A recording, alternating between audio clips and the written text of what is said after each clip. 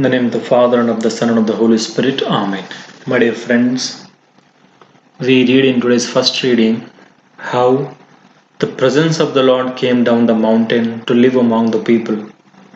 The foreshadowing of the incarnation of the Son of God in the New Testament. When Moses was away from the people went astray. They made the golden calf and they worshipped. So the Lord does not remain far from his people. He decides to come down the mountain and he lives in the tent of meeting, Shekinah, as we read in today's first reading. Whenever Moses goes there, the presence of the Lord fills the tent and people worship the Lord from their respective tents. And Moses used to speak to God face to face as a friend would speak. That's what we hear in today's first reading. So, having known the heart of God, Moses wants to see the face of God. But the Lord says that those who see my face cannot remain alive. Yet, because you desire to see me, I shall cover my hands, your eyes, and you shall see only my glory. When the Lord does so, the voice emanates automatically. The Lord, the gracious and merciful, slow to anger, and abounding in steadfast love. This is the very nature of God, expressed in three words: Hanan, Ruhamma, and Hesed. Hanan would mean graciousness. The Lord, the gracious. As the mother would bend down to pick up the fallen child, the Lord, which so graciously comes down to help each one of us. Ruhamma would mean mercy. Literally, it means the womb of the mother.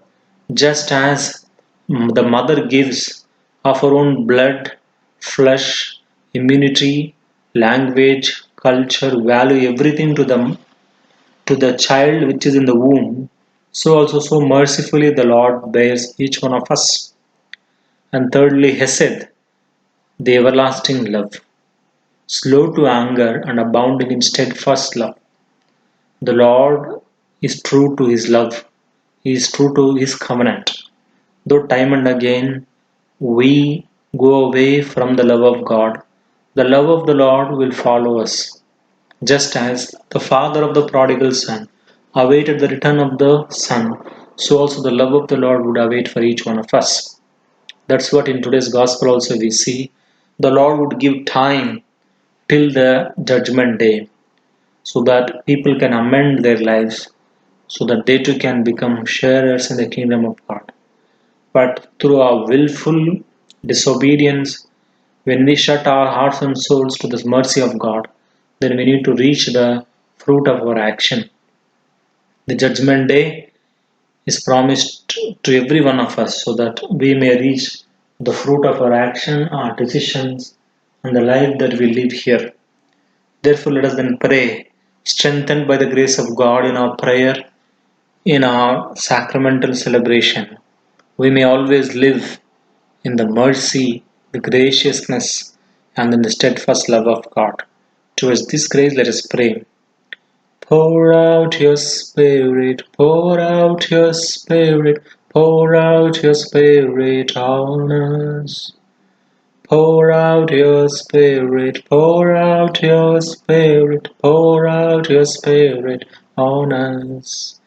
Spirit, move in your temple. Spirit, move in our hearts. Spirit, move, we are calling. Spirit, move in our hearts. Yes, Lord, we need you. We need your empowering presence. That as we live here on this earth, we may not forget that we belong to you and to your kingdom, so that we may always live here with your mercy, in your graciousness, and in your steadfast love. We make this prayer in your holy name, dear Lord. Amen. May Almighty God bless us, may He protect us from all evil, and lead us to life everlasting. Amen.